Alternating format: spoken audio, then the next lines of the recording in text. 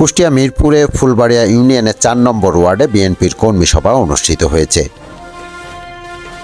কুষ্টিয়ার মিরপুর উপজেলার ফুলবাড়িয়া ইউনিয়নের ৪ নম্বর ওয়ার্ডে শুক্রবার ১৪ ফেব্রুয়ারি বিকেলে বিএনপির কর্মী সভা অনুষ্ঠিত হয়। বিশিষ্ট ব্যবসায়ী ও বিএনপির প্রবীণ নেতা আব্দুল রশিদের সভাপতিত্বে কর্মী সভা অনুষ্ঠিত হয়। এ সময় প্রধান অতিথি হিসাবে উপস্থিত ছিলেন মিরপুর উপজেলা বিএনপির আহ্বায়ক কমিটির যুগ্ম আহ্বায়ক এনামুল হক বাবু।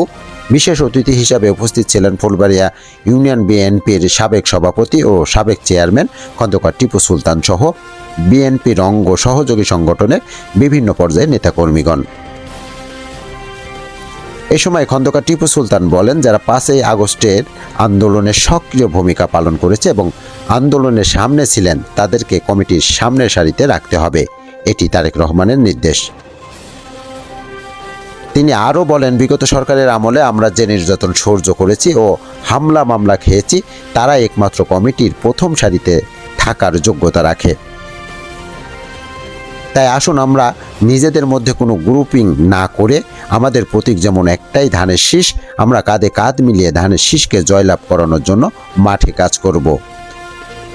আমাদের সংগঠনকে শক্তিশালী করতে এবং আগামী নির্বাচনে ধানের শীষকে জয়লাভ করাতে সেই লক্ষ্যেই সবাইকে নিয়ে আমরা একটি সমন্বিত কমিটি গঠন করব বলে এই আশা ব্যক্ত করেন।